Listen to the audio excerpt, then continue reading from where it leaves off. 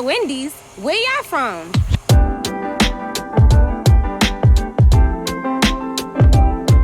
ISO. Indies. Yeah. Live free, speak your peace. Stay humble in these streets, yeah. In these streets. Let's go. Playground parks with the trees and the cars. Brownstone buildings with the kids on the porch. Murals on the walls for the ones that we lost. Bodegas on the corner, let me see what's in store. Subway stations with the maps in the cars. Summer cookouts, uncle got the sandals on. Statue of Liberty, we holding up the torch. If they ask where I'm from, tell them this is New York. We from the home of the biggie, people blowing they ciggies. And these girls going wild cause they flashing they titties, it's litty. Watch your steps cause these blocks be shitty. We grew up on that bad boy in 96 with Diddy. Take a walk, come with me, let me show you what really go down. Fiends on the corner, every hood got a deli or crowns. Cops pull us over, it don't matter if you black or you brown. City never sleeps, this the place that where hip hop was found. Playground parks with the trees and the cars. Brownstone buildings with the kids on the porch. Murals on the walls for the ones that we lost. Bodegas on the corner, let me see what's in store. Subway stations with the maps in the cars. Summer cookouts, uncle got the sandals on. Statue of Liberty, we holding up the torch. If they ask where I'm from, tell them this is New York. I look around as I'm viewing the city. Skyscrapers and bridges, bright lights, fast life, Manhattan living. Cross over downtown, welcome to the concrete. The Nets to Barclays, the Mets to Yankees. Ubers and yellow taxis. And while I'm fitted with some butters, we heard savvy when tight jeans was baggy. From JFK to LaGuardia, city that never sleeps, insomnia. Home of Junior Mafia, word. Playground parks with the trees and the cars. Brownstone buildings with the kids on the porch. Murals on the walls for the ones that we lost. Bodegas on the corner, let me see what's in store.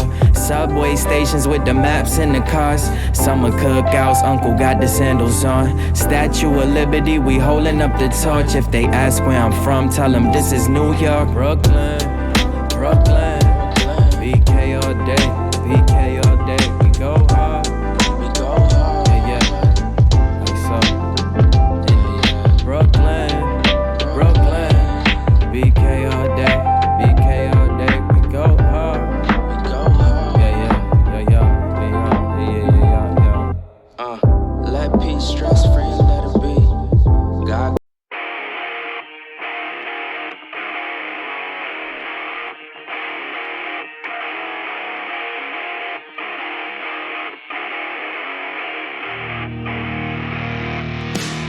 Hello and welcome to another episode of the Hop Nerd Live. The phone lines are open 480-877-0155.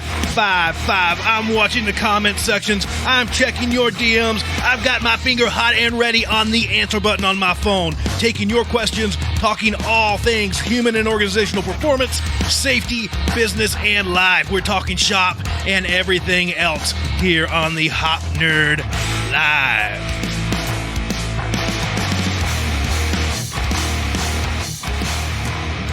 Hello, howdy, hi everybody, it is Sam Goodman, the Hop Nerd here, once again with the Hop Nerd Late Night Show. I am happy to be here. How are you doing today? Let me get these cameras pulled up. There we go. How are you doing today? I am doing absolutely awesome. Before we get started, make sure you head over to the website, www.thehopnerd.com. Follow along on all things social media at The Hop Nerd, except for Twitter. It is super duper special. It is The Hop Nerd 1. Make sure you send me an email, sam@thehopnerd.com, and also thehopnerd@gmail.com. Use this handy dandy phone number, 480-877-0155, to call in to talk all things safety, health, human and organizational performance, and everything else in between. This is the Hop Nerd Late Night Show, so all things are on the table. We start this thing usually at 8. We're a few minutes late trying to get some stuff set up, but we're here. We're making it happen. It's going to be a blast, and we will go until we don't feel like going anymore. That's kind of sort of how we do this thing. As I tossed out earlier, I am joined by the one, the only, see if I can get the camera to come up. There he is, Mr. Jarrell Balongi, my significant other, my man. He's here with me tonight, and we're going to be talking all things coronavirus at some point. You can smile. Everyone can see you. You're on camera. You can say hi. Say hi to everybody. Hi, everybody. So we're going to jump in first and do the normal stuff, and then we'll get over to that in just a second. I just wanted to share that he is here. We're making this thing happen. It's going to be awesome. So if you have questions, again, feel free. Call in. We can pull you up on the phone. I don't have the phone connected, but I'll hold you up to the mic, and we'll have a conversation. I think it'll work pretty good for now. If you're uncomfortable or a little scared calling in, you can send us a text. That's probably the easiest way to get a hold of us. Or jump into the comment section, and we'll make it happen that way. I see you, Ryan Street. What's up, man? I see Patty was on here. I don't know if she still is. I think she is. Patty's on here. Hello, Patty. See people starting to join up. I always love seeing you guys here. Before we go any farther, let me jump in and say this. Let's do On This Day in History. We always start the show off this way. I'm kind of a nerd, so I kind of like this. In 1965, LBJ sends federal troops to Alabama to help protect civil rights, the Civil Rights March. 1995, Tokyo subways were attacked by sarin gas. That was pretty interesting. 1413, Henry V ascends upon his father's death. 1854, the Republican Party was founded. 1999, we had one of the first global nonstop balloon flights that went on. That was kind of cool. American author Harriet Beecher Stowe's Uncle Tom's Cabin was published in book form for the first time. And in 1969, John Lennon, I don't think I have to say that John Lennon was a member of the Beatles. That's in my notes. I'm not going to say that. But John Lennon married Japanese artist and musician Yoko Ono in Gibraltar. And I thought that was pretty neat because it kind of coincided with some of the stuff that we had going on. We just watched the movie yesterday, last night, and that was pretty cool. It was pretty interesting. Yeah, you can jump in at any time. You don't have to let me talk everything. But I thought it was pretty cool. So if you haven't checked out yesterday, I thought it was a pretty awesome movie. It's definitely worth the watch. So I thought that was pretty neat. Moving on to today's famous birthdays. Chester Bennington, 1976, R.I.P. He was born right here in Phoenix, Arizona. Unfortunately, passing way too soon. Barron Trump, 2006. Steve Borden, better known as Sting, was born in 1959, and I mean Sting, the wrestler. So he was born in 1959. Fernando Torres, 1984, Spike Lee, 1957, and it's so wacky how all this stuff has kind of played together into kind of our personal lives over the past couple days. Fred Rogers, born on this day in 1928. Wow. Yeah, it's pretty crazy because just last night we watched the Tom Hanks Mr. Rogers movie. We did. I had like a Mr. Rogers moment yesterday. So for everybody out there listening, this was a Mr. Rogers kind of marathon yesterday. I started off with an HBO documentary on Mr. Rogers, which led us down the rabbit hole of watching the Tom Hanks Mr. Rogers movie, and then to the PBS Mr. Rogers documentary. That all occurred in about a 5-hour time span yesterday afternoon. So that's what I do with my life. But that totally happened. But all excellent things. If you're a nerd, if you like Mr. Rogers, I love Mr. Rogers. You should totally check into that stuff. What did you think about the movie, babe? It was actually really good. Like I told Sam yesterday, I've never seen a Mr. Rogers episode, and I feel after watching that movie and the documentaries, I feel like I really missed out on my childhood. For sure, you have to go back and rewatch all those. But I don't know. Dude went from the mid '60s all the way until 2001. Talk about ridiculous, and was awesome the entire time. I think that was the probably the crazier part, was that he was awesome the entire time. So moving on to today's news. Let me pull this up and read to you a little bit about what's going on. Most of this, to be completely honest with you, is obviously going to be coronavirus related. I think that's most of what we're all kind of dealing with right now. I thought it was pretty interesting. New York has been on pretty much a lockdown right now. Civil fines and closures for businesses that don't comply with New York Governor Cuomo's requests, or I guess their demands at this point. Workers in non-essential businesses across New York State are being required to stay home in an effort to combat the spread of the coronavirus pandemic. The governor announced at a press conference his executive order takes effect Sunday evening. And basically, and California has done similar things. And basically, if they don't comply, bad things are going to happen, it sounds like. I don't know. I'd love to hear your thoughts. Send me an email, shoot me a text. Let me know what are your thoughts on the federal government stepping into private matters like that. I think it'd be pretty interesting to hear your take. Something else I'd seen, another article that I want to share with you, is this kind of concert and culture that you can enjoy from home. So there's a lot of theaters. There's a lot of concerts that are happening. There's a lot of museums. I lost my word for just a second. Museums that are offering virtual tours, which I thought that was pretty awesome, that you can go on and do some virtual tours. I know it's not the same. I get that. Trust me. It's kind of dumb, but it's still kind of cool if you want kind of a moment. And some of what I was reading is basically saying you should go on. You should treat it just like a normal night out. This is kind of our new normal for the next few weeks at least. Well, I won't say that you should put on pants to do the virtual museum. At least put on like the shirt. That's what most people can't see, is we're actually not wearing pants while we're sitting here. We're only we only go shirts up. But yeah, I thought that was pretty interesting. I was cruising around on Facebook the other day, and it was really cool. Brad Paisley basically broadcasted an entire live concert through Facebook Live. It's just so cool. I had to share that the other day. I thought it was pretty cool. He was taking requests. It was pretty awesome. Ryan Street, I'll be honest, a lot of places in Tennessee are being a little loose with the government's recommendations capacity-wise. I've seen the same thing in Phoenix. Phoenix has been pretty some businesses, yes, other businesses not. I think a lot of what we've got going on here, at least right now, are pretty just strong recommendations. I don't think they're mandates at this point, at least in Phoenix and in Arizona. Mm-hmm. I know California and New York both have laws that are in effect right now. But at least here, I think it's pretty much like hey, you guys should probably do this. And most places are taking that pretty seriously. I've noticed KFC the other day was packed, so KFC not so much.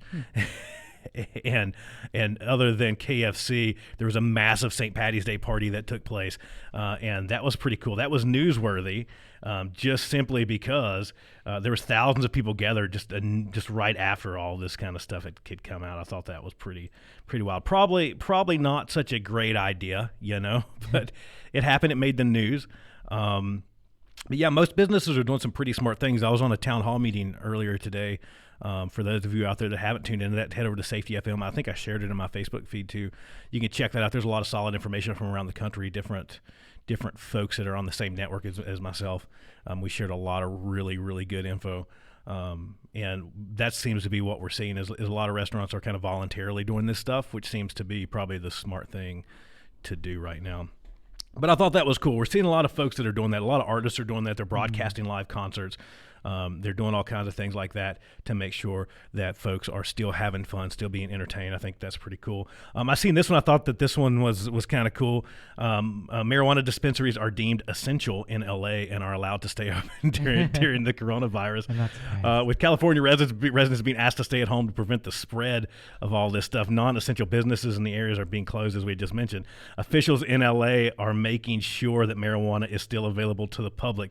Dispensaries have been deemed as essential businesses, and they are allowed to remain open under the Safer at Home order. Wow. Thought that was pretty neat to see. To see that's actually happening. California did something right for once. That's kind of cool. I'm proud of California on something for once.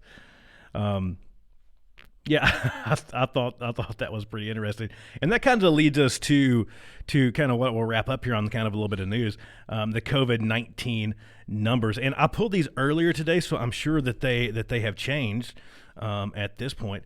But I wanted to pull them and actually look. I would encourage you to go, as I do with everyone. I encourage folks to go and actually look up the fatality rates of COVID-19 for yourself. But I think it's good information. I'll continue to point, as I did in our town hall earlier today with the rest of Safety FM's broadcasters, I'll continue to point you in the direction of the World Health Organization and in the direction of the CDC for all the information that you need. I will not point you to any news source directly because I think a lot of them are not so great right now. It's a lot of things are being sensationalized. So I would point you to the CDC. I'll point you to WHO. And I think you should check those out. Ryan Street, our band, will be live tomorrow, Harp and Coathanger, 8 p.m. Eastern Standard Time for any folks looking for indie rock pandemic fix. Cool. So make sure everybody goes and checks that out. I think that would be awesome. Again, seeing a lot of that happening right now, I think that's pretty interesting. So again, this was pulled earlier, but New York at around 7,100.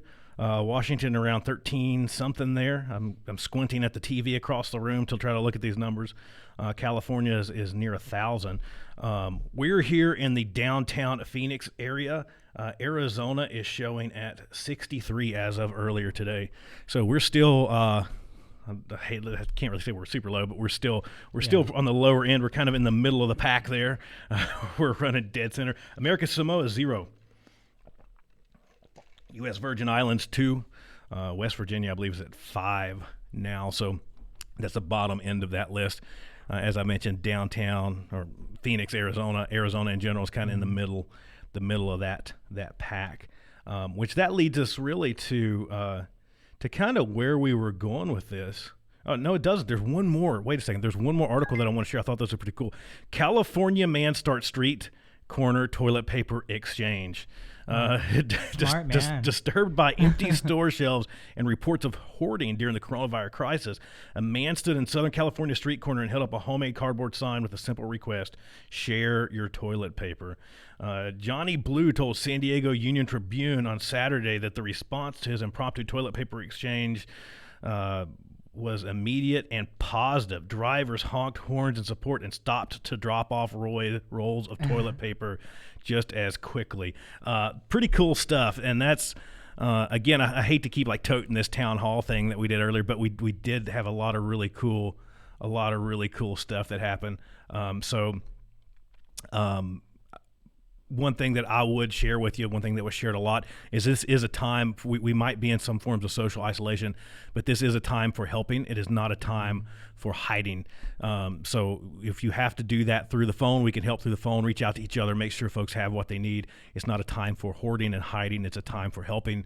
This is a time to where we will either demonstrate what the worst of humanity or the best of humanity, and that decision is up to us. So I think that's really a lot of the message that I shared earlier during that town hall. I would encourage you to go back and listen to that. Give me some listens, give me some likes. Check out the Safety FM folks. We had some pretty cool names on there, such as Dr. Todd Conklin. We also had Dr. Tim Ludwig on there as well, and folks like Rob Fisher. And we had a gentleman on there. I can't think of his name, and I'm probably gonna get smacked for not thinking of his name.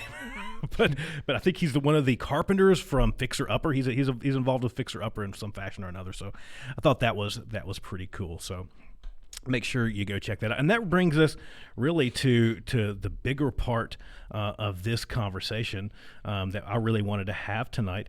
And that's the biggest reason. I've been wanting to do this for a while, but as I mentioned, I have my significant other here tonight, Mr. Jarrell Belongi. So he is here. He is live. He's in the studio. He's usually hiding in the corner while I'm doing these things. So he's actually here tonight. So that's kind of super cool, right? For those folks that don't know, he is a medical professional. Yes. Right? So he is a medical professional. I'll let him give a little bit of his background and where he's come from, what he's doing, all that stuff for those folks out there that don't know. But we're going to talk COVID-19, and we're going to answer questions. We're going to do all that kind of stuff. I can talk to you from a business continuity plan, from a general safety plan. That's kind of my bread and butter. That's kind of the stuff that I deal with.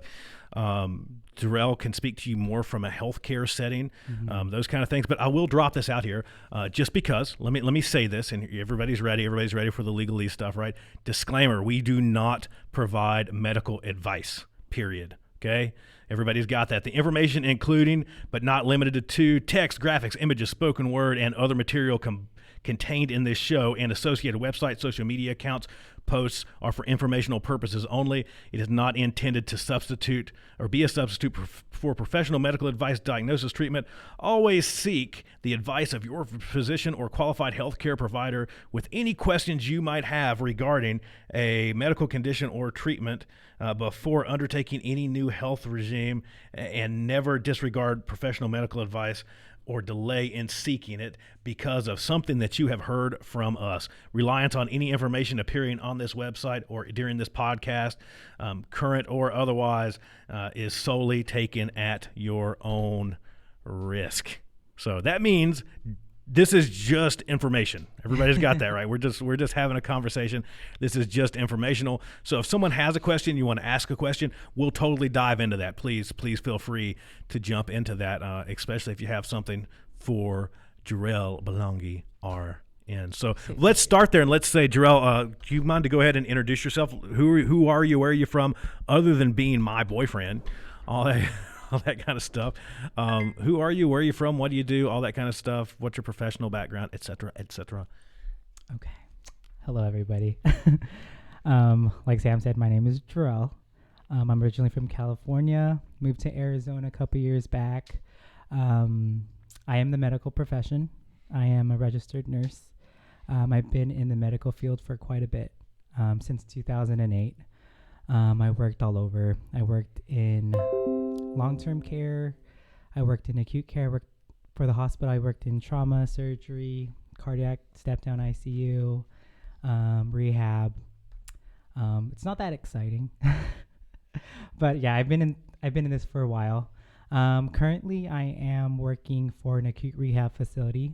I stepped away from working at the hospital, and I'm glad I did because of what's happening now, but yeah, there's not much to say about me. That's why I like to stay in the background. Well, I just thought that I thought it'd be a really good time to have Jarrell on, not just because I love him and thought that this would be fun and we finally get to do this together, but just because of the timing. I know during some of the town hall that we had earlier, I actually shared a lot of kind of what's going on in his world during that town hall too. So I wanted to bring him on and share with you folks, just make him available for questions. Also make things available or actually just have some conversation around what's actually going on out there, what he's actually seen, and I'll throw out some questions there as well. So I think that would be my first question, and this is what piqued a lot of interest earlier for me, was what are people actually in the healthcare setting? What's actually happening? What are you guys doing? What are you seeing manifest currently? How is healthcare starting to respond to all this kind of craziness that's happening right now? Well, COVID-19 it's been crazy. That's what I can say lately. The healthcare field, a lot of people in management like myself, it's just about, number one, our priority is safety for our patients, and then as well as our staff. Because since this COVID-19 has started, it started creating a craze, pandemic, panic for not just healthcare professionals, but also for just regular civilians. For one thing, like supplies and equipment not being available. That's just crazy.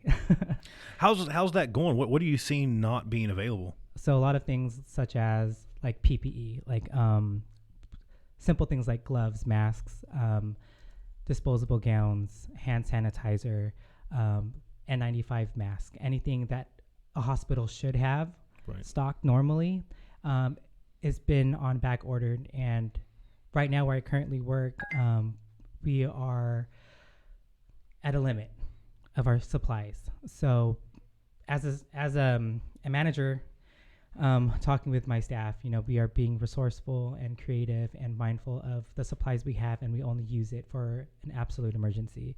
So that's to the point where today it's crazy. Like the hospitals are limited as well, and I don't know. It's pretty interesting times, I think, and that's what we're seeing quite a bit of, even in just general industry, is we're having a hard time getting our hands on certain things, and it's not that it's necessarily not available; it's that it's just hard to get to us. I think currently is some of what we're seeing. Is that it's the supply chain piece that seems to be breaking down. Is that it's somewhere, it's just not quite where it needs to be at. I think is some of the problem. I think we're seeing some of that start to manifest in the grocery stores as well. I know with us, we fortunately in the setting that I work in day to day, we have, I'm trying to reach back here and grab one, we have all this kind of stuff that we keep pretty well stockpiled, probably more so than hospitals do, just because we use it in a lot of our day to day kind of stuff. But yeah, N95, P100 respirators, gloves. I read an article just the other day about healthcare providers, some that had some trouble with gloves and actually had contracted. I think it was an Italian doctor that had contracted COVID-19, could not have gloves. They ran out of gloves. He said, screw this, I'm still going to help patients. And he eventually died of COVID-19, which is kind of ridiculous to me. Jarrell, do you think the virus has been around in parts of the U.S. longer than the media is letting on? A lot of medical professionals around here seem to believe a viral thing back in the fall, not named the flu, could have been COVID-19. What do you think? Honestly, like what people say, like when you research what COVID-19 is, it's just flu-like symptoms. It's targeted towards just the respiratory. It's targeted towards, it affects mostly the elderly and the children. But I could be wrong. I don't know the right answer for this, but it could have been. It just hasn't been. I guess it just wasn't its time to set in. Right. You know what I mean? Like I'm sure after COVID-19, there's gonna be something else, and it's just. Yeah, I think I've heard a little bit of that too. I think that there's always a possibility. I don't know if we'll ever be able to confirm that or not. I think that's probably always a possibility. I mean, you just think about the number of folks that we have. I can think in my organization, around the circles that I travel in, around the folks that I work with both directly and indirectly, even in just my kind of general group of peers. Some of the folks that we had on the town hall earlier, some of those folks in the past month have been all over Central Asia. They've been all over the former Soviet Union. Right. They've been all over the globe. And so, I mean, how easy would that be to bring back and have small sporadic little cases that would pop up? That's probably a pretty high likelihood. I mean, that probably is a pretty good likelihood.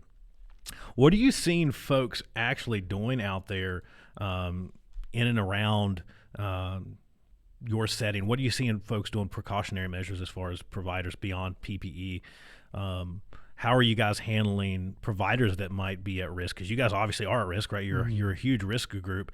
How are you kind of monitoring that to make sure that folks coming in aren't going to be sick? Right. Because they're clearly not only a risk at your facilities, but they come into contact with this stuff outside of your facilities. A lot of nurses have multiple jobs. Right. They could be in an emergency setting one second and be in your facility the next. How are you guys handling that?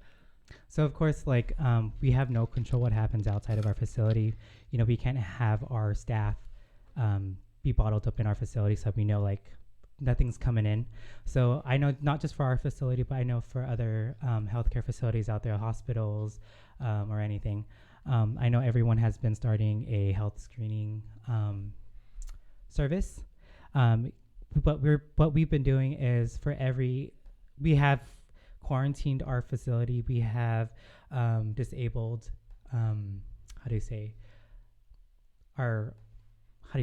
like open doors. So we closed off everything. You're on lockdown. Yeah, we're on lockdown. We only have one door availability. So that's the only place where you can go in and out. It's to the point where we have a controlled, how do I say this? Like it's more controlled. So we know what's coming and what's going. What we do for the health screening is for every staff or employee that is scheduled to work. We do a screening of their temperature, and we follow the CDC rules. So according to CDC, anything greater than 100.4, you cannot come into work. If you exhibit any type of coughing, sore throat, or shortness of breath, then according to CDC, you are not allowed to step foot into the facility. And since healthcare right now, like healthcare professionals are essential, CDC has made it to a point where if you do exhibit any of those symptoms, you would have to stay out of the facility for at least 3 days. And after 3 days, you would have to report back. And if you show no more symptoms, then you can come back to work. We've also stopped visitations for family, any other vendors, any type of routine like wellness checks for our patients. Everything has been canceled. No MDs or NPs can come into our facility. The only thing that the CDC has approved is a psychiatric evaluation or assessment, just due to medication-wise and patients. But then, other than that, we have been quarantined, and everything. That's how we make sure that nothing comes in, if that makes sense. No, absolutely, and we're seeing that manifest in general industries too. Rastri says, right on, just cool getting other opinions. I haven't traveled, but I'm handling packages from all over the world every day at work, and was pretty sick at one point within the last month. Thanks for what you do, Jarrell. Yeah, for sure. I'm proud of him every day. He's out making a difference. Thank you, whoever you are. So no, that's true. I mean, I hadn't thought about that from that perspective, Ryan. But as supply chains continue, and I'm sure in your profession, you guys are a huge part of that supply chain. Yeah, you're handling stuff from everywhere. I'm not sure what practices are going in place as things kind of come in from overseas. I know in my day job, we had ordered some stuff that actually came from a manufacturing facility in China right when this stuff had kind of first started. And even then, this was weeks ago, it was on lockdown in a warehouse somewhere in between, basically saying, thou shalt not leave this warehouse until we have an opportunity to test it. And they did test it, and it cleared, whatever that looks like. I don't know what that looks like from the Chinese government. I would kind of, who knows, right? But I think that would probably be the more interesting thing that we kind of learn as kind of life goes on.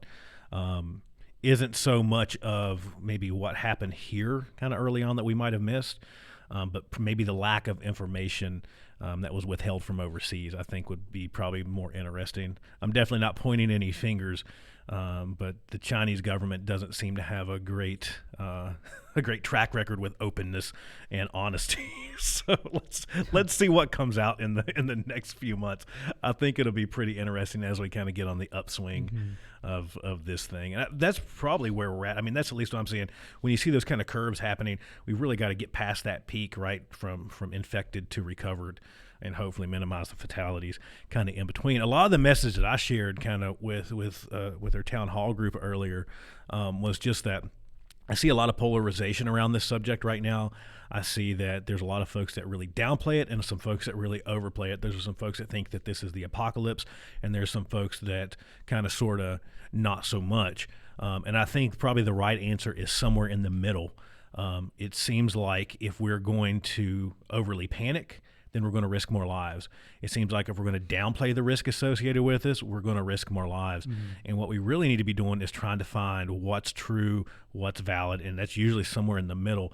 And that's why I continue to sound like a broken record and direct people to the CDC website just about daily, because it's ever changing, and directing people to the World Health Organization pretty much daily, because stuff is ever changing. So I think that's probably the best thing. I think we need to be we need to remain calm. We need to be prepared, but not panicked. I think that's probably the best advice I can share to people. Preparation doesn't mean a pallet of toilet paper. Right. Preparation means making sure you have the stuff that you need to survive for a few days. And then we also need to be helpful. We need to reach out to the folks around us, our neighbors, our family, our friends, and make sure that those folks have the things that they need to survive for the next few days. Just in the event that things do get worse. I don't mean to sound like Mr. Doom and Gloom, but I will tell you, I think things are probably going to get worse before they get better. I don't think we're going to be sitting in the dark with oil lamps and candles and, with a rifle hanging out the window or anything like that. I'm just saying, I think that we're probably going to be on lockdown for a whole lot longer, and it's going to get a lot more locked down, I believe, as we go a little bit farther. What do you think about that, Jarrell? No, I agree. Like, I understand this pandemic is, it's ridiculous. Honestly, I can't wait for it to end. But what I can say is, I know everyone's trying to be prepared for the worst or anything like that. But then honestly, it's just, my thing is, just be resourceful, help each other out, take your vitamins, stay healthy, don't do anything stupid. And it's just, be a person, be human, don't be selfish. That's all I could really say. Well, I think that's what we're seeing a lot of. Is I think right now we're seeing panic. Yeah. I think that we're seeing, and I've shared this, but that's really what scares me probably more than anything else currently, is the fact that when you mix stupid and scared, nothing bad, a lot of bad stuff happens. So what really scares me is the fact that we might, again, you got people that are really scared, and then bad things are going to happen. I'm more worried of people than I really am of the virus itself. So I think, again, that's the biggest stuff that I can share is be prepared and don't be panicked. Right. Don't hide. Help. That's really the best kind of stuff. That's really the best kind of stuff that I can share. What are you seeing out there, Jarrell, that you guys are doing anything further than that? I know I've seen Or where do you think it goes next even? Because I know I've seen, as we drive past the VA on the way here, as we drive past other hospitals, I see a lot of field hospitals, military field hospitals that are popping up in the greater Phoenix area, a lot of kind of things like that are happening. What do you think happens next, at least in healthcare? I mean, in healthcare, it's not going to change as much. I know for healthcare professionals, our main concern is prevention. We don't want to get others sick with this COVID. So our main concern is prevention and safety for everybody, not just for our patients. So all we're waiting for really is hoping that whoever's working on the COVID could find a cure or some type of vaccine, to help like cure the people with COVID, you know. I mean, that's honest. Like, what about the PPE shortages? Has there been anything that have been relayed on to you guys about what that looks like in the future? Is so honestly, that's being worked on. Hopefully, I'm assuming that at the state, at the local and federal level, that's something that's being considered. There's some stuff that you kind of go like, what the hell, right? When you start hearing stuff like, isn't it like it happened back during the hurricanes in Puerto Rico, right? When they had there's like the only factory in the world that produces like saline bags, right? Was in Puerto Rico and is destroyed. Now we have no saline bags. We have a shortage. Right. We do that kind of stupid stuff, it seems like, all the time. We have no room for error. We have no capacity or margin built into our systems, it seems like.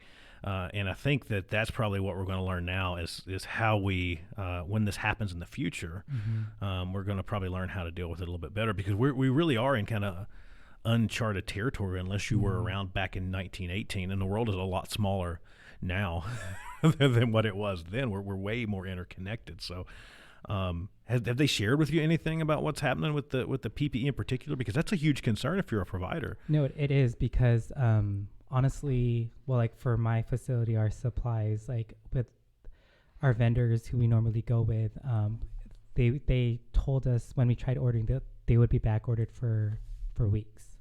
And according to the CDC and WHO, when it comes to like PPE or any type of more emergent supply need, it goes straight to the hospital. Secondary would be other healthcare facilities, and it goes from there. But then honestly, like for my facility, if every patient and every staff member was infected, our supplies would last us about a month or two. Oh, okay. Honestly, but that's just saying if we started it now and it continues every day, we would probably be out of it probably faster than that. But just right.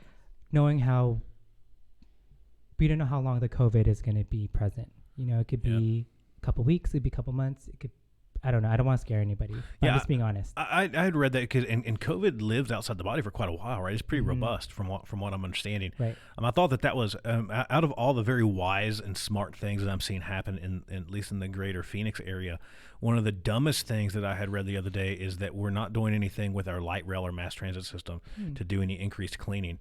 We're light rail full steam ahead. Like no cleaning, no extra cleaning, just normal kind of sanitization every like 48 hours. Right. And I'm like, oh, wow, that seems like being locked in a metal tube rolling around with a bunch of people from all over downtown Phoenix. Doesn't seem like a great idea if you know. And it literally stops everywhere. Yeah. So it just seems like a perfect spreading mechanism for COVID-19. With that being said, what do you think? Like, what's some good tips that you could share with people at home in and around sanitizing? I think would probably be a good place to start. General hand washing, I think we know some of that stuff. Anything that you want to share there would be good. The one thing that I've been sharing with people a lot of times is that this stuff right here, this super awesome hand sanitizer stuff that we love. Look at this. I've got some of the really good one. This is like the crack cocaine of hand sanitizer. This stuff is like, you see that right there? I'll give it to you. Like, how many grams is in here? Oh, it's ounce by the ounce. I don't know. We'll figure out a price. But speaking of which, let me do a little bit of this right here. But that right now, there you go. This right now is so essential. Like we only have, I can't.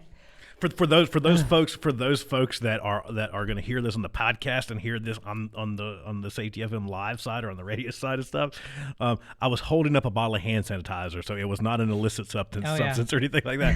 For those that we're live streaming, so for those folks that don't get to see the camera, it was an itty bitty bottle of hand sanitizer, the really good one that smells like, let me see, what is it, Island Margarita. Any type of hand sanitizer works. You don't have to be too fancy. Yeah, but the part that one thing I've been sharing with a lot of folks is just to wash your hands. Yeah. Like when did we stop realizing that hand washing is better than hand sanitizer? Right? I don't know if someone's moms didn't tell you that, or if some of those folks just when I grew up in and around. Anything really. I can think back to the first EMT class that I took. When we just talked basics, it's like hand sanitizer is like second best. It is. So like honestly, my best. Oh, we're not supposed to give advice, but no, you my personal preference. You take this at your own risk. For me and my family is hand washing is number one. It is way better than hand sanitizer, whatever, whiskey, whatever. I don't know. I don't know. Whiskey sounds pretty good right now. Or vodka, I mean. But I mean, hand washing, like soap and water, is the best one. I mean, it's the only one, really, to kill germs. So. Soap and water. And what's the recommendation? It's like 30. Sing happy birthday, right? Sing happy birthday 3 times. Get in there, too. The important scrubbing thing them fingers. is friction. Friction right. and lukewarm water. Friction, and then count happy birthday 3 times, It's the way to go. So hand washing is number one. Don't forget that. And I never said that. If your hands are so icky that you're freaked out that you got to bathe in hand sanitizer, it seems like you want to find a freaking sink anyways. So go do that. That sounds like a really good idea. That's why I don't know. The hand sanitizer thing just didn't drive me into a panic. I'm like, I still got soap. Yeah. Right. I still got Palmolive. I still got Dawn. I got all that stuff I need to get my hands on.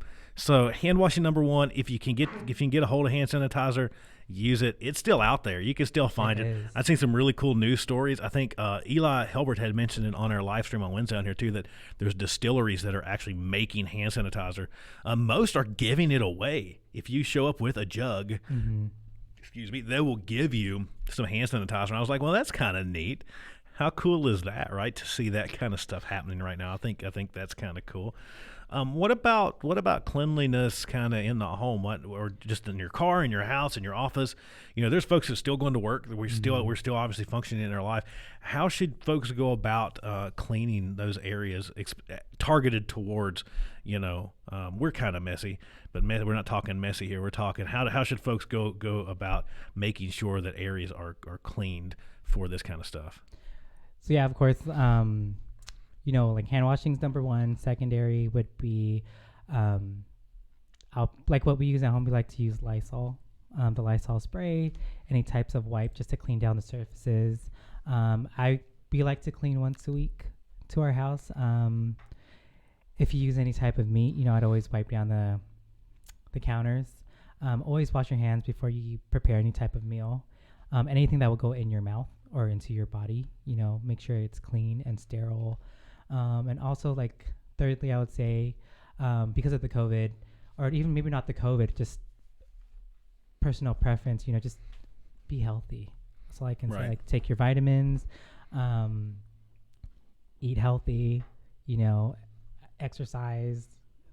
Right. That's one thing that we were supposed to go tonight, but we got kind of backtracked. Yeah. I was going around trying to get this stupid GoPro to work. Just FYI, I'm cussing you, GoPro. So if you hear this, you can send me some free crap. Trying to get this to work, trying to give you guys some more camera angles. So it's the weirdest thing. I just run a lot of our live stream just with webcams right now. And the craziest thing to me, though, is that webcams are unavailable anywhere. And I didn't even think about that. We went to several different stores.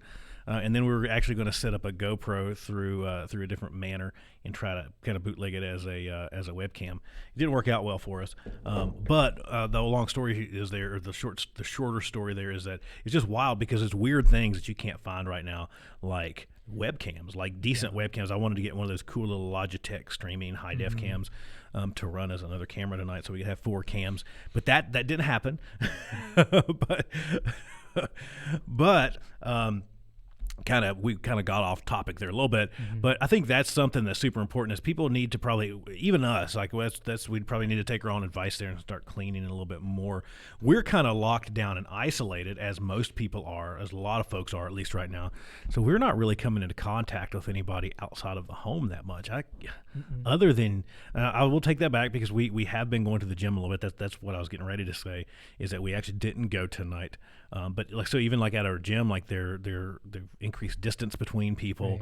Right. They're sanitizing constantly. I think we see them washing stuff down constantly. More, yeah. But so, after activities like that, make sure you're washing your hands. I think when you go home, using Lysol spray. I'm a huge fan. To me, there's nothing better than 10-to-1 bleach water. That cleans everything. That's what I was taught early on. Back to my first EMT class. 10 parts water, 10 parts water, 1 part bleach. That's how you do it. You can wipe everything with that, and it kills practically everything. Not to get too graphic, but I mean, no matter what, right? You can clean out a truck with that, and you're in pretty good shape, right? So as if you are running across that where cleaning supplies are a little bit harder to get your hands on, that does work pretty well, right? That does work pretty good. Anything else that you guys use in the hospital to clean with, or in the clinical setting to clean with, that folks might not think about at home? Well, for the hospital, we use Sandy wipes. It has Sandy wipes are getting hard to find now too. Yes, it is. It's been on back order again. I'm gonna say, but we've been using Sandy wipes, and different types of wipes for certain types of organisms and bacteria, just depending on what the patient had. But for like regular people outside the hospital, Sandy wipes is what we use just to clean regular surfaces. I can compare it to just Lysol or Clorox wipes, but then bleach is always good. I don't like bleach because it stinks. See, I love it. I think when you smell bleach, stuff smells clean to me.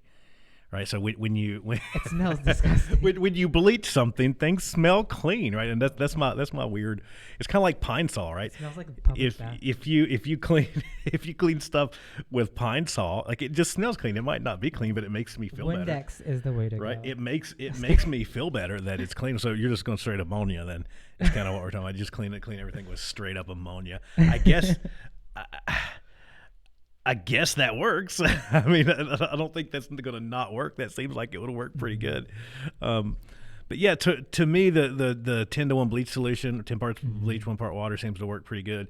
Lysol seems to work pretty good. If you can get your hands on Lysol wipes, Clorox wipes, all that kind of stuff seems to work. Just don't be dumb. Let me say that. Don't mix crap together. Yeah. I won't get into what all that does, because I can't think of a lot of the crap off the top of my head. But make sure you go and you look that stuff up. Don't mix bleach and ammonia and all that other kind of crap together and think that anything good is going to happen.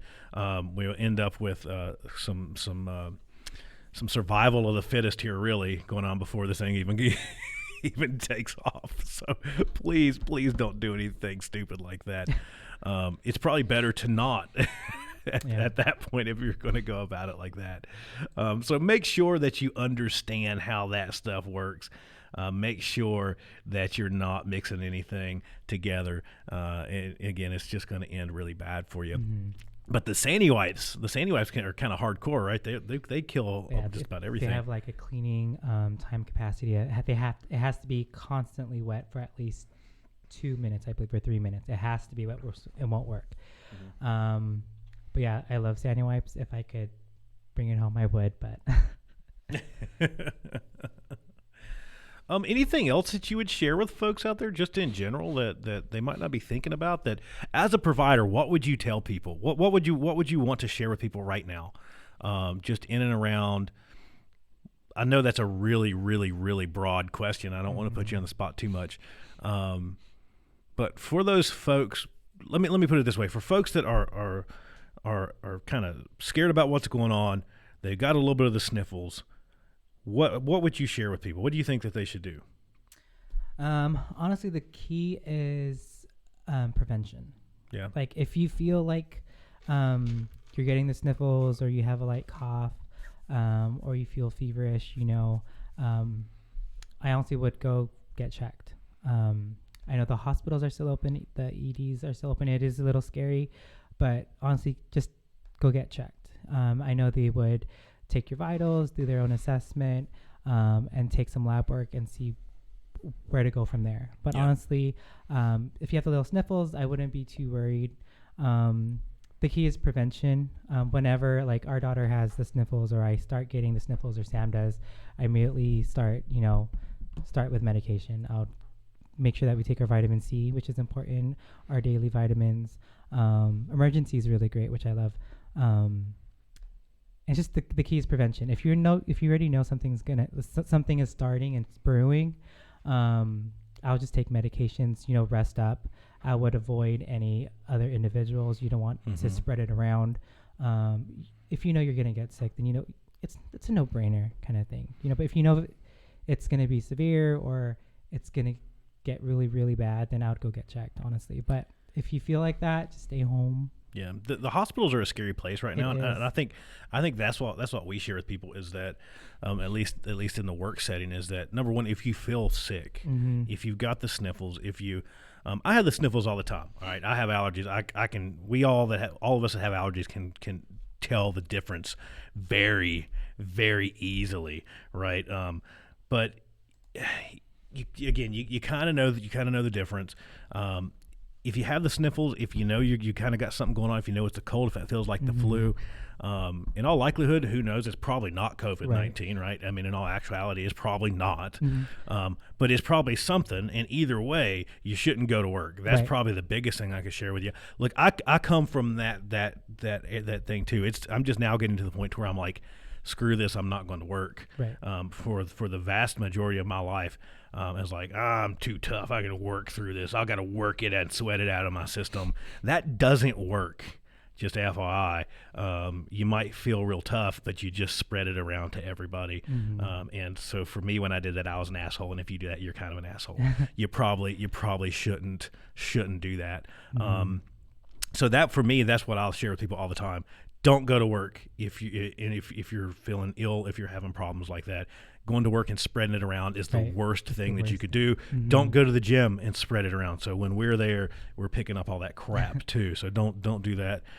This is the one place where a surgical mask does help a little bit. Is if you do have some illness, if you do have some stuff going on there, to wear that yourself. Because at least it doesn't do a great job, but it still contains some stuff around you, rather than you just kind of projectiling that out into the atmosphere. Again, those don't protect you, though. We were seriously in Walmart just a little bit ago, and somebody was wearing one, like a cool screen-printed surgical mask, like it actually does anything. It doesn't do anything. This, look at this.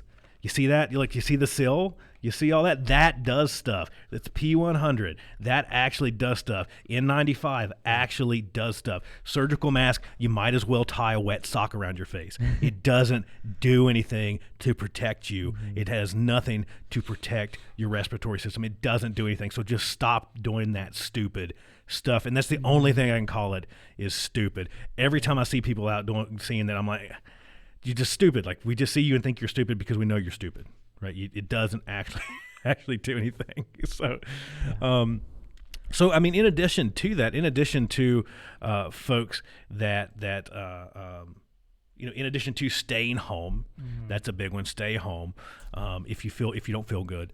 In addition to kind of take the stuff you need to take. Try to feel better. Rest.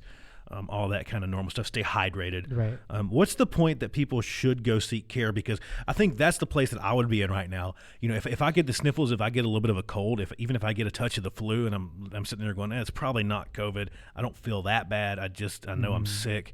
I feel better when I take this stuff. When should I go to the hospital, I guess, because that's the biggest fear, and that's what most of us kind of think right now that aren't healthcare providers. Like, I don't want to overload the system when folks are already dealing with all this stuff, right? Yeah. So if I can stay home, I'm going to stay home, I guess, is basically what I'm saying. When should folks kind of say, no, that's horse crap, I'm going to the hospital? What do you think? What are your opinions on that? Well, like, my own opinion is, like, honestly, when I know everyone has had the flu or the cold at some point, and you know the difference between having the flu, having the cold, and death. Like, you could feel the difference. It's a no-brainer if you have a high fever above like 102, 103, 104. Immediately If you know, like the medicine's not working, resting isn't working for a couple hours or a couple days even, and it's accompanied with a sore throat and persistent coughing and pain, soreness, you know, that's like a big indication that, okay, something is much more, how do I say this? That's something that critical. is actually something is really happening higher than a flu or a cold. You know, I would say it would be a gut feeling, but then if you're exhibiting one or two of these at the same time and it's prolonging for more than a couple days and it's not getting any better, then, you know, I would get checked. But as a nurse, you know, like with my family, if I see that they're sick or something, I refuse to go to the hospital until they're actually dying. Because like what Sam said, the best thing to do is take medicine, make sure you stay hydrated, and just rest and just avoid any other human contact. But then, like I said earlier, I'm sure everyone has had the flu or the cold. You would know the difference between having the flu and having cold and like really feeling like death. Like you would know. Like just don't be like that drama queen, like anything. You know what I mean? Yeah, and keep in mind that a lot of kind of, I think the group that we're kind of inherently or automatically kind of start talking about is probably around their own age range. If you have folks that are in kind of more sensitive populations, that's probably not true, right? If your 80-year-old grandma gets the flu, she should probably go to the hospital pretty fast in the current setting. If you're a young one, same kind of thing, right? But yeah, for me, it's kind of similar. I think for me, what I kind of live by is that if I can't keep food down, if I'm getting dehydrated, if I'm having trouble like that, then that's when I'm going to go to the hospital. Right. When you start getting weak and you start getting malnourished and dehydrated, you're never going to get better in that situation. Your body's not in a situation to where you can get much better. So I think that's probably a huge one for me is getting that, you know, making sure that if I do experience those things, then I'm going to go seek care. And I think Jarrell brings up a really good point that you can usually tell the difference. I can't tell you how you normally feel. Jarrell as an RN can't tell you how you normally feel. Your physician, your doctor can't tell you how you normally feel. You know that better than anyone else. The principles of self-determination are pretty strongly applied here. I kind of have this normal level of crappiness that I feel. And if I start to feel really good or really bad, there's usually something wrong, right? So if I can usually, I totally relate with that, because if I have something where I'm going, okay, this feels different. I feel like I've been beat with a 2 before. I can't keep food down. I can't keep liquids down. I need to go to the doctor. I need to go to the hospital. I need to get help. When you're in that situation, don't hesitate at all. And again, don't take any of this as medical advice. This is not medical advice. We're just kind of BSing here, talking about how we kind of approach things. That's how I would deal with it. Right. But I think that's good, because I think people want to hear that. Especially in the times that we're in now. You know, again, if I get the sniffles right now, I'm not going to be comfortable going to the hospital. I'm not going to want to feel like I'm that guy that's like, oh, I had a little bit of a cold. I wanted to come in here and see you guys. Right? I don't want to be that person right now. And I think most people don't. So I think that it's good to have that conversation. But if at any time that you feel like you need to go to the doctor, you totally should. I don't think that the hospitals are overrun to the point to where you just, you know, they're not going to get the hell out of here. I don't think they're going to say that. If you feel like you need care, you need care, right? So I think that's super, super important. How are things going? We've been talking about PPE a lot. But it's, you know, at some point, it at least sounds like you guys were pretty well prepared. I mean, it sounds like you still have a pretty good stock. So unless we do end up in several months of not being able to get supplies, it sounds like you guys would be okay for a little while, at least at your facility. Like we are, but there are some like from what I hear today is is that if the major hospitals are running out of supplies, then we would have to donate and give some supplies. So then, honestly, we don't really know what's going to be happening. A lot of things like today, I hear that one of the major hospitals that we have here, they're restricting every employee that they're not allowed to wear any face masks. They're not allowed to wear any face masks. If they are seen wearing a face mask during work, then they will be escorted outside of the building. So it's that serious with supplies, because they're very stingy with the supplies now, because we have no source of getting supplies. If it's not needed for you to use any of the PPEs, they will not let you use it. Yep. So it's just crazy now. Like, we're really being stingy. We only use it when we really, really need to, and it's just. Yeah. Let me ask you this, and because I'd heard a little bit of this conversation a little bit earlier. What do you think that's going to result in the long term? And here was the thought. I'd be interested in what the healthcare perspective is on it. From my industries, we're starting to realize that a lot of people can work remotely. That's number one. Number two, we're starting to realize that people can work with very little stuff. So efficiency. And so working remotely, working more efficiently means a lot of money that we're going to save at some point. Because the world has changed, let's make no mistake about that. The world is forever changed after what we're going through now. So let's start there and say we're never going back to where we were at before this. That's just a fact, right? Things have completely changed. What do you think? So they're starting to realize that they can basically say, you're not going to use this, you don't need to use that, you don't need to use that. Do you think that will continue after this is over? Do you think that they're going to realize that, hey, we can make a lot more money by saving all this stuff? And I'm not accusing anybody of putting providers at risk. That's not what I'm saying. But they're going to say, do you really need to use that respirator in this situation? Do you think it might make things worse in the long run? I also hope, like, this is my own personal opinion, that even after the COVID-19 subsides, that we do continue at this type of pace. I feel that before the COVID-19, we were very, I don't know how to say it, blessed, or very lucky to have all these supplies handed to us whenever we needed it, you know. But after this COVID-19 subsides and, you know, we have some control over it, I do hope that the healthcare industry does continue it this way. You know, we would be more resourceful. We would use our brain, be more creative, be mindful of our environment, honestly, if we don't have to cut down trees for certain things or any type of, you know what I mean? Right. I think they should continue it this way, only to use these types of equipment or supplies if it's really needed, honestly. Right. So.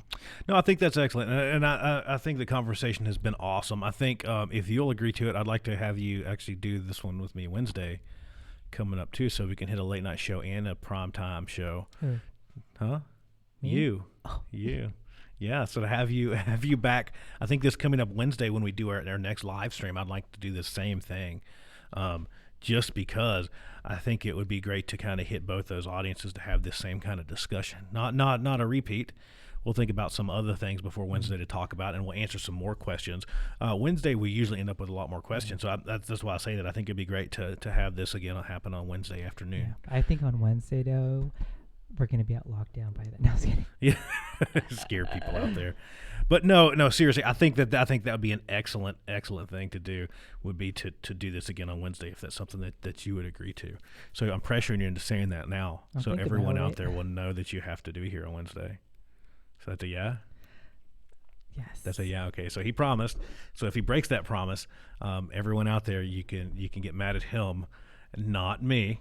I think Wednesday would be an excellent time. We get a lot more questions on Wednesdays, so I think that would be excellent to have you on Wednesday. Again, I want to just share this with you before we wrap up here, that we do not provide medical advice. All that kind of stuff that we were just talking about, you take all that at your own risk. It's just information. That's all it is. It's informational purposes only. You've got a doctor, you need to talk to your doctor. If you're sick, you need to talk to your doctor. Don't take our advice. You're dumb if you do. We're a bunch of idiots up here. Don't take our advice. Again, it's not intended to be advice. It's not intended to substitute anything from a qualified medical professional or from your physician, or from a doctor. So again, reliance on any of this information, you do that at your own risk. That is not something that we recommend by any means. So I really want to, number one, thank you for being here. Thank you for your questions. Thank you for your participation in these live streams. I'm having a blast with these. Jarrell will tell you that I'm like a little kid when it comes to these things. This is my favorite part of everything that we're doing, is this like a little mini show that we've got going on. I absolutely nerd out, and I love this thing, and it's because I love all of you guys. I appreciate all of your support. I appreciate you tuning into the podcast. I appreciate you following along on all the social media stuff. You're the ones that are making this possible. Thank you for your comments, your questions. Thank you for tuning in. I see all of you all tuning in and watching, and again, thank you for your comments and keeping this discussion alive. We do this thing every Wednesday and every Friday. So there was a little bit of mix-up in information on my part because I forgot my own schedule, but I'm totally to blame. But Wednesdays we do this around 5, so I try to keep it as on time as I can, barring an emergency. Wednesdays at 5. Got it? Fridays we do it at 8 o'clock. So 8 o'clock is what we consider our late night show, because it's what time is it back east? 8, 9, 10, 11. It's 11 o'clock back east, I think, right now. Mm-hmm. I think the East Coast is 3 hours ahead. We got most of our. It's funny because a lot of our audience is back east. We've got some local to Phoenix. We've got a lot in California. The biggest chunk of our audience, other than kind of the U.S. obviously, is in Australia, which is kind of interesting. So I have no clue what time it is there. As I look through the information and see where my listeners come from, my number 2 city and my number 2 location is Brisbane. So I see you, my Bris Vegas people over there. Mm-hmm. Thank you all for tuning in. You guys are some of my most favoritist people on the planet. So I love getting to interface and talk with you guys. But again, every Wednesday at 5, we go live. Every Friday at 8, we go live. We shoot for around half an hour to an hour. It goes as long as it goes, though. So if we feel like going and everyone's having a blast talking, we'll run as long as you want to run. These episodes are also available on the podcast, so you can go check that out. That Safety FM town hall meeting that I've been mentioning a bunch, it's on my podcast as well. You can find it on pretty much any of the other co-hosts or any of the other hosts, any of the other hosts podcasts as well, along with finding it on Safety FM and all those kind of other places where you can find it. Tons of good information, so please make sure you head over and you check that out.